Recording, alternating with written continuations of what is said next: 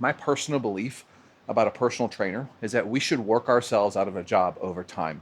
One of the most common problems that I see when I'm working with people is that they're thinking about moving the wrong part of their body. I felt 100% today, but maybe you felt only 60%. That's okay. We're not going to have perfect days every single time. Who knows what tomorrow holds?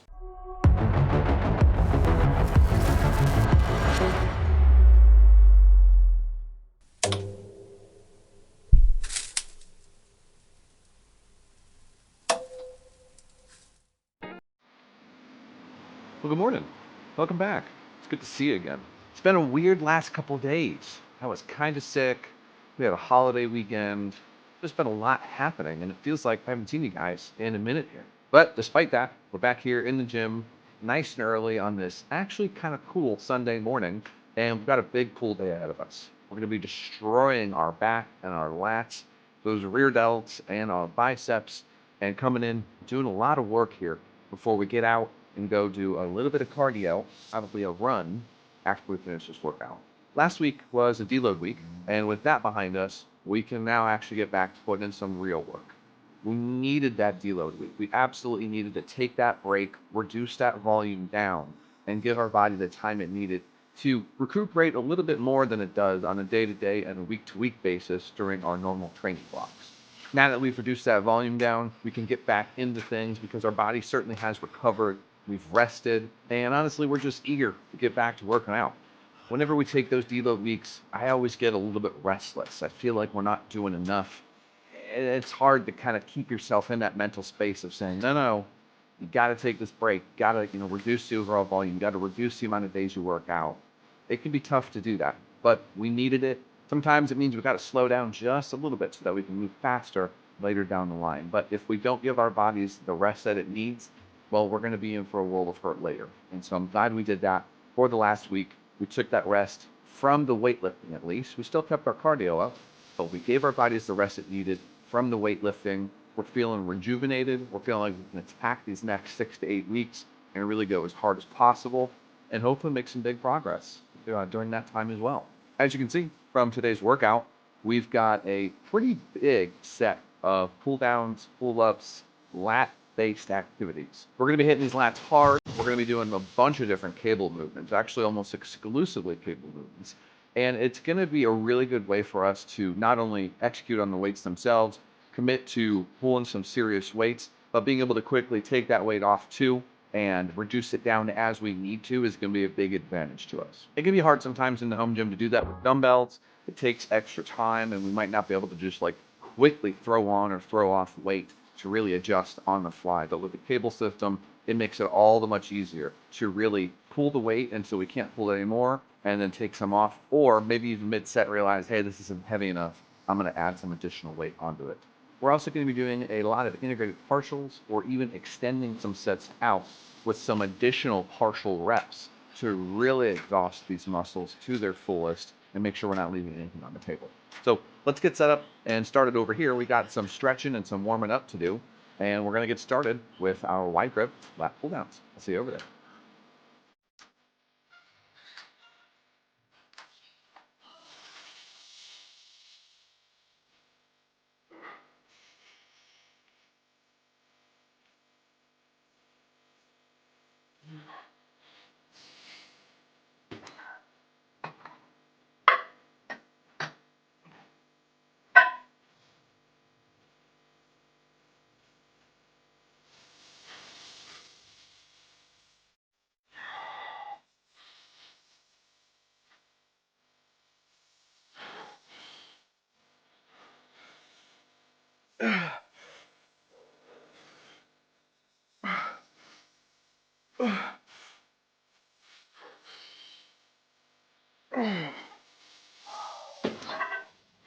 One of the most common problems that I see when I'm working with people who have some kind of lat pull down built into their exercise regime is that they're thinking about moving the wrong part of their body.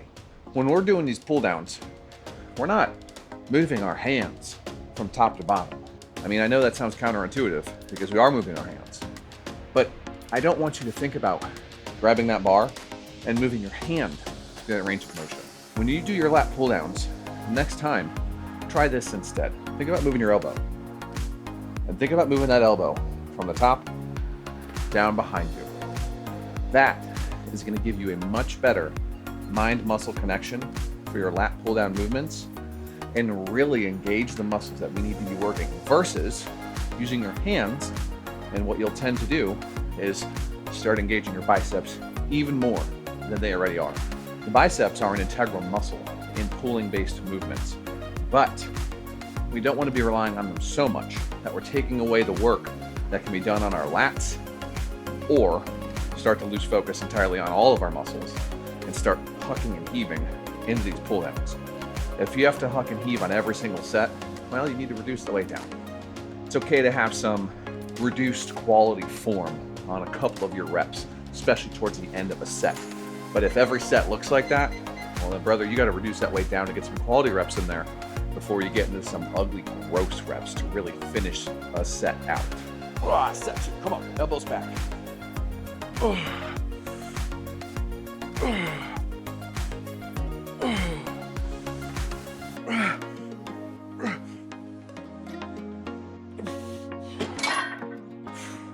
All right, one more set here, and we're gonna be taking this all the way to failure with some integrated partials.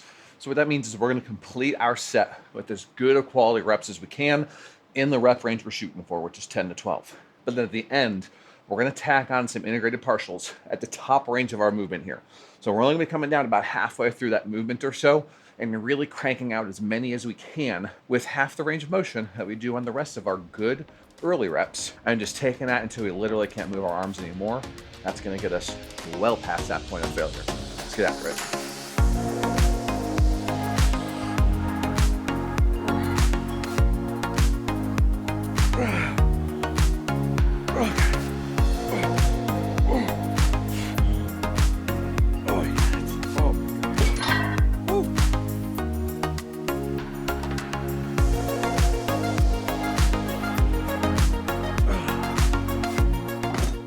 All right, set number 2 here, taking these nice and wide, and by doing that, we're gonna be activating more of our delts as well. If we keep our elbows tucked in, we're gonna be focusing mostly on the lats, that mid-back, right? Building out that width. But by bringing those elbows out, we're gonna be focusing more on getting some thickness in the back, building out the delts, still activating those lats in that mid-back, but really engaging more of the delt itself in that pulling movement.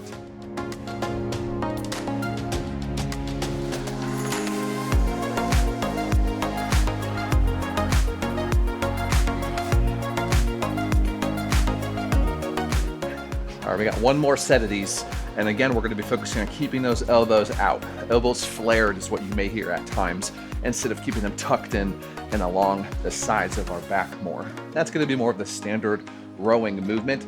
But for these, I'm focusing more on getting those elbows out, involving those posterior delts a bit more in these cable pulls. Now, it can be hard to focus on all of these things or even make sure that we're targeting the right muscles as we're intending to when we're going through our training splits. Somebody training with you, whether that's a training partner or a personal trainer, can help you work through those things, but it's not always possible for you to have one of those.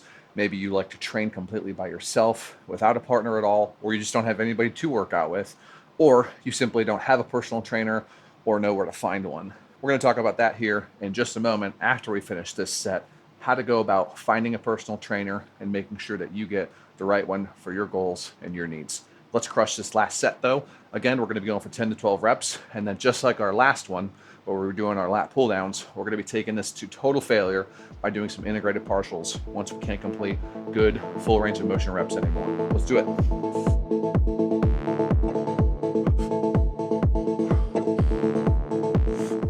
There are plenty of places you can go to find a personal trainer who can work with you on a daily, weekly, or even just monthly basis.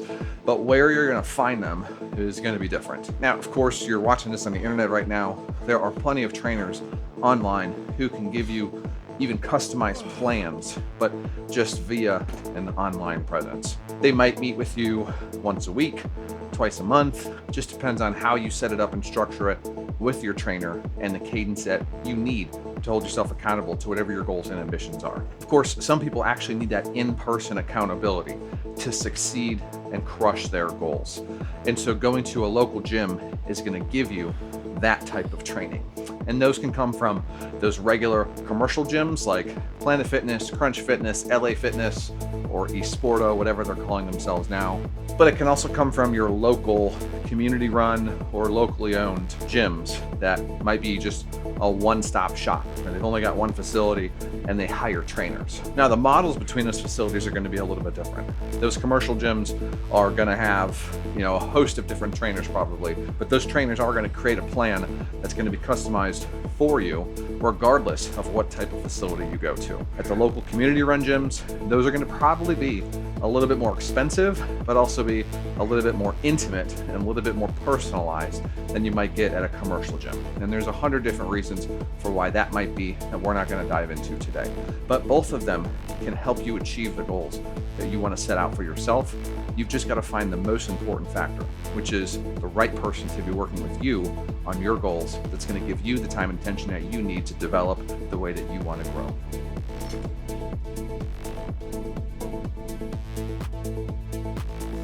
Now, regardless of where you go to find a personal trainer, please remember this. Finding a personal trainer can be a lot like looking for the right therapist. You might have to go through some to really find the right one that's going to work for you. Generally, a personal trainer is going to offer you at least one free coaching session. Now, in that, they're going to do a lot of evaluating, if they're any good at their job, to understand where you're at, understand your limitations, your goals, your wants, your needs, and desires. But during that time, it's not just a time for them to evaluate you, but for you to evaluate them. How attentive are they? How focused are they?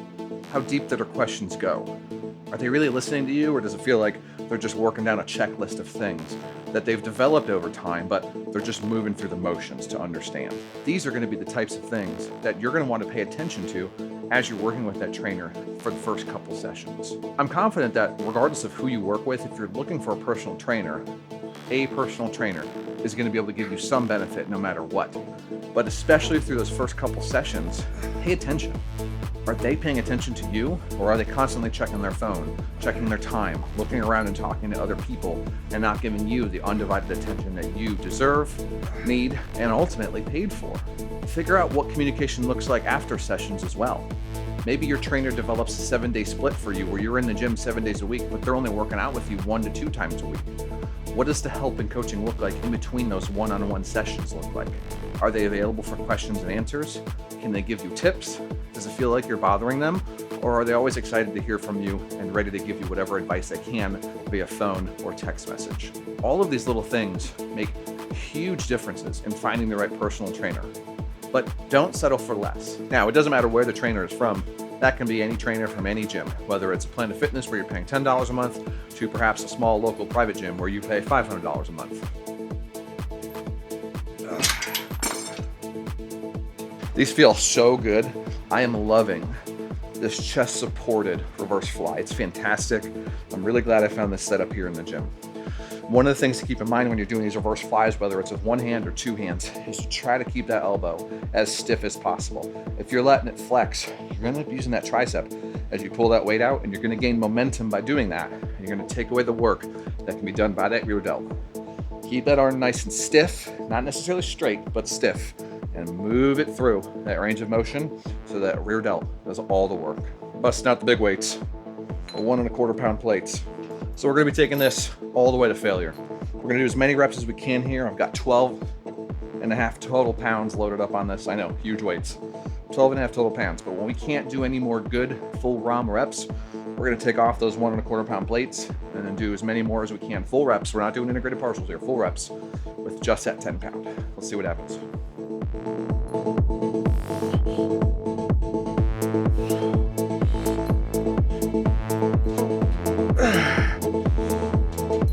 Yeah, okay, down. Some more.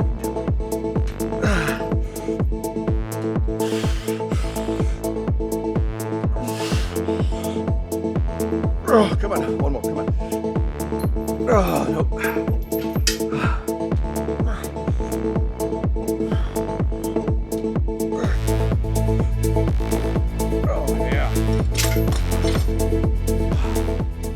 So here's what I would leave you with regards to personal trainers. Always be interviewing your personal trainer. Things change over time. And so you might start out with something fantastic, and that person may change, not have enough time for you, not be able to give you the type of service you need. Or perhaps they're just switching their specialty over time as well. It's okay.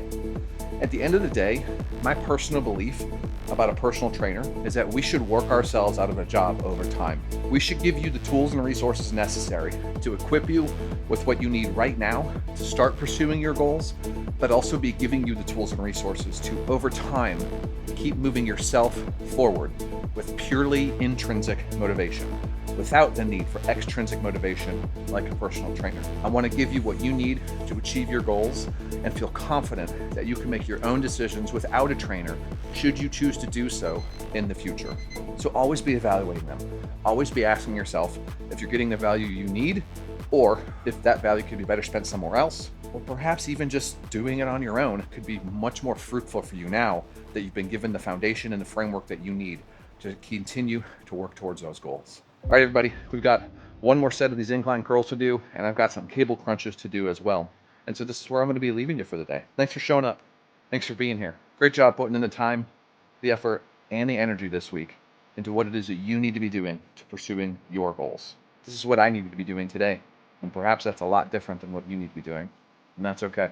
I felt 100% today. I felt fantastic, but maybe you felt only 60%, 70%, 80% great. That's okay. We're not going to have perfect days every single time. Who knows what tomorrow holds? But right now, today, this is what we had, and I'm thankful for it. Keep chasing down your dreams. Keep chasing down your goals, and find the people and the resources that are going to help you attain those. If you need help, scan that QR code or use the link below, and let's set up a time to talk a little bit more about that and how I might be able to facilitate helping you achieve your goals and ambitions. Nothing else though.